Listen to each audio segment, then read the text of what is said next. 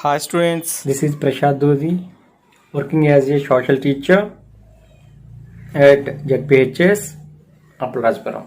In the last session, we have discussed about three relief features of India, that are Himalayas, Indo-Gangetic Plain, and the Thar Desert. Today we are going to know remaining three relief features of India.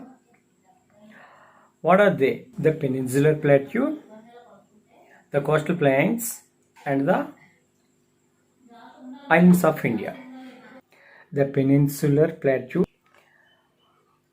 it is surrounded by the sea on three sides. The southern plateau is situated in the south of the northern plains and it is triangular in shape.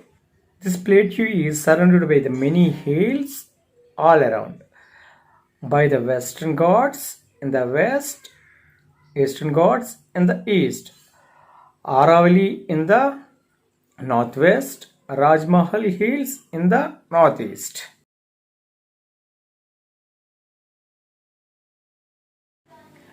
Narmada River separates the southern plateau into two unequal parts. Central Islands in the north, Deccan Plateau in the south. It is mainly composed of the old crystalline, hard igneous and metamorphic rocks. This plateau highly rich in metallic and non-metallic mineral resources. South of the Gangetic Plain and north of the river Narmada, we can identify Central Islands. In the north, the Central Islands is divided into two parts, Malwa Plateau and Chotanagpur Plateau. Malwa Plateau and Chotanagpur Plateau. Malwa Plateau. Northwest part of the Central Islands is called Malwa Plateau, which lies between Aravalli Hills and Vindhya Hills. Aravalli Mountains. These are the oldest folded mountains in India. These mountains run towards the southwest direction. Gurshikar near the Mount Abu in Rajasthan, highest peak in the Aravalli ranges. It is an elevation of 1722 meters height. We are going to another part of Central Islands is Chotanagpur Plateau. Northeast part of the Central Islands is called the Chotanagpur Plateau, which is very good source of rich minerals. This plateau is called Ruhr of India. Ruhr is a place located in Germany in the European continent. This place also has abundant minerals. That's why Chotanagpur Plateau compared with Ruhr. Now we are take a look on the another part of the Peninsular Plateau, that is Deccan Plateau. Deccan Plateau. The portion of Peninsular Plateau lying to the south of Narmada, a triangular landmass, is called the Deccan Plateau. Boundaries of Deccan Plateau is west Western Ghats, east Eastern Ghats, south Nilgiri Ghats. Western Ghats parallel to the west coast. Western Ghats is higher than Eastern Ghats. In the states of Maharashtra and Karnataka, Western Ghats also called Sahyadris. The Western Ghats also the first islands of India that encounters the southwest monsoon winds. That means this region receives a lot of rainfall, due to which you will find tropical evergreen forests. The famous hill station in Western Ghats is Ooty or Udakamandalam. It is located in Nilgiri Hills. Dodabetta is the highest peak in Nilgiris. It is about 2637 meters height. Western Ghats includes Annamalai, Palani Hills, located in Tamil Nadu, Cardamom Hills located in Kerala. Anaimudi is the highest peak in South India.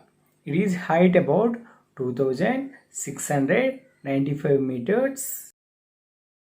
This peak located in Anamalai Hills. Anamalai Hills located in Tamil Nadu. If we go to the eastern coast, we will find this continual range is called Eastern Ghats. Eastern Ghats extended from Mahanadi Valley to Nilgiris. Many rivers like Mahanadi, Krishna, Godavari, Kaveri originate in this area. All these rivers flow from the west to east and fall into the Bay of Bengal, except river Narmada and Tapati, which flow into the Arabian Sea. Do you know why these rivers flow from west to east? Because the Deccan Plateau slopes from west to east. All these rivers rain-fed. We discussed in last class, Himalayan rivers are perennial rivers, but these rivers are rain-fed. Due to uneven surface, Deccan Plateau rivers forms many waterfalls. Deccan Plateau is very good source for rich minerals. Aramkonda is highest peak in Eastern Ghats.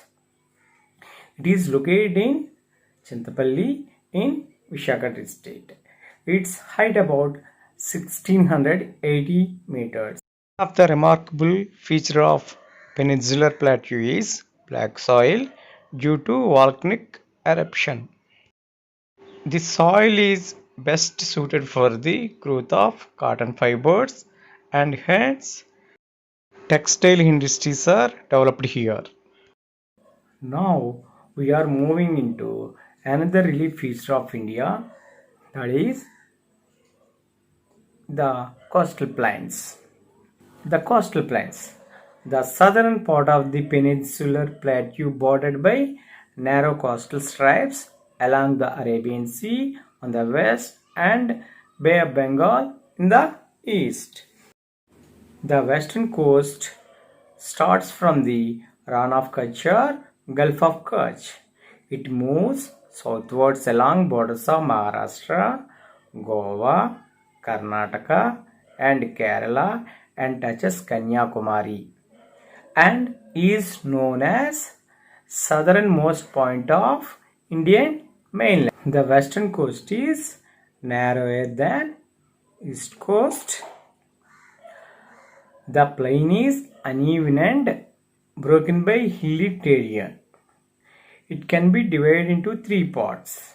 One, Konkan coast, and second, Canara coast, and last one is Malabar coast. Konkan coast. This is the northern part of west coast. It starts from Gulf of Khambat and stretches up to Goa. It touches Maharashtra and Goa. It is very rocky and uneven. The Konkan coast is rich in oil deposits. Mumbai port is the India's biggest port. Canara coast. This is the middle part of west coast. It includes coastal plains of Karnataka. Malabar coast. This is the southern part of western coast. It lies between Goa and Kanyakumari. This is mostly in the state of Kerala. Small, shallow and saltwater lakes are the beauty of this area. Eastern coastal plains. Bay Bengal plains are wide and have large surface structure.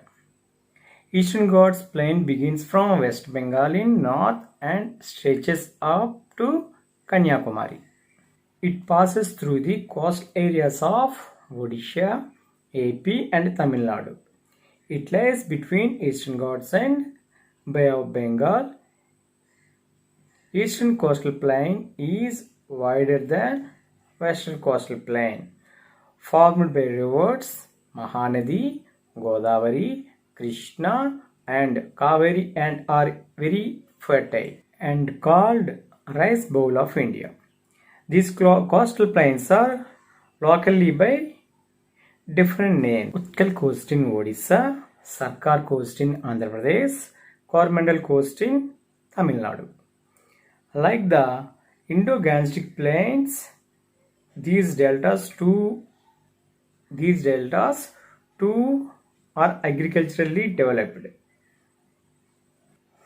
Lakes like Chilka in Odisha and Kolleri and Pulkati in AP are other important features of the coastal plains. Now we are moving into final relief feature of India, the islands.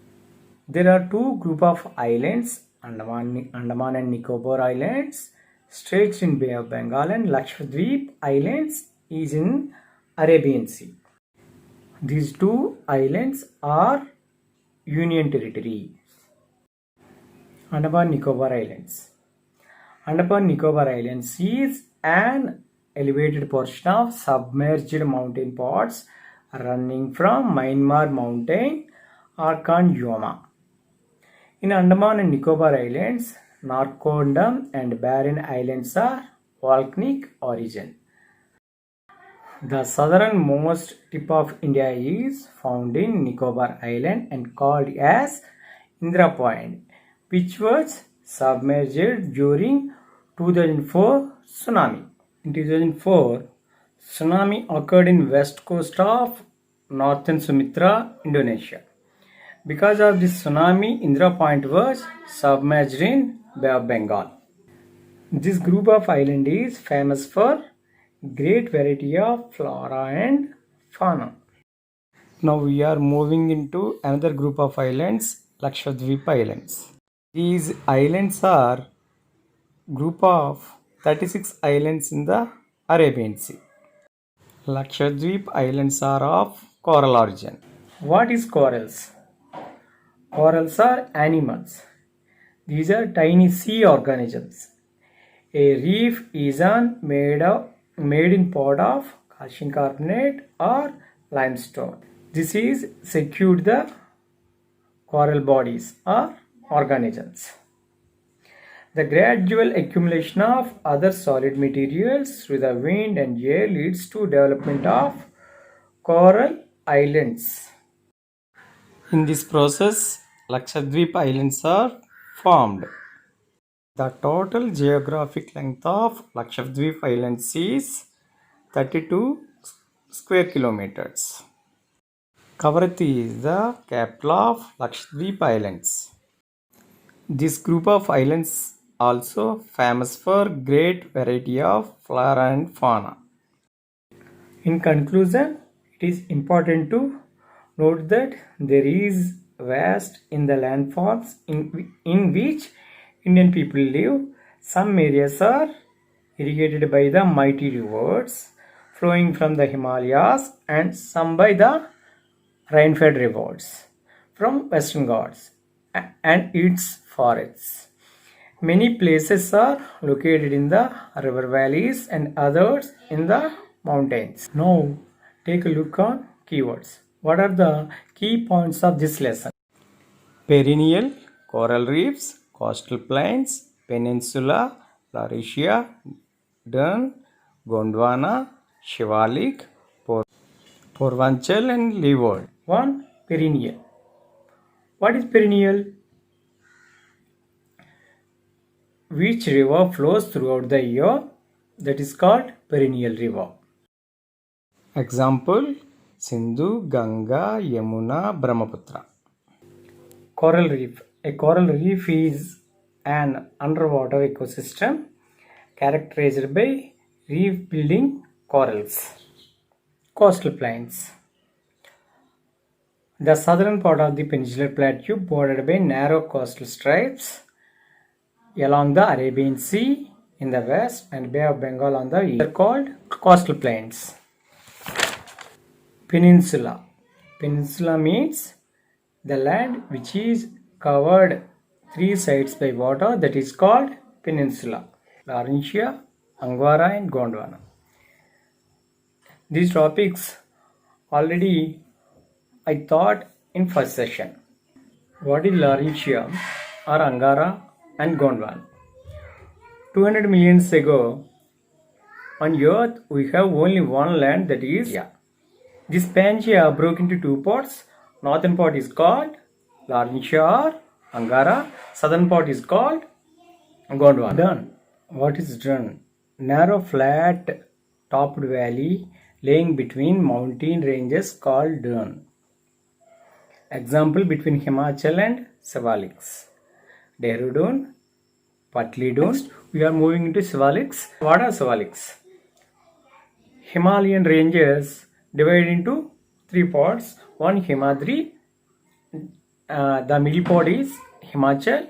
The southernmost point is called Shiva, Purvanchal.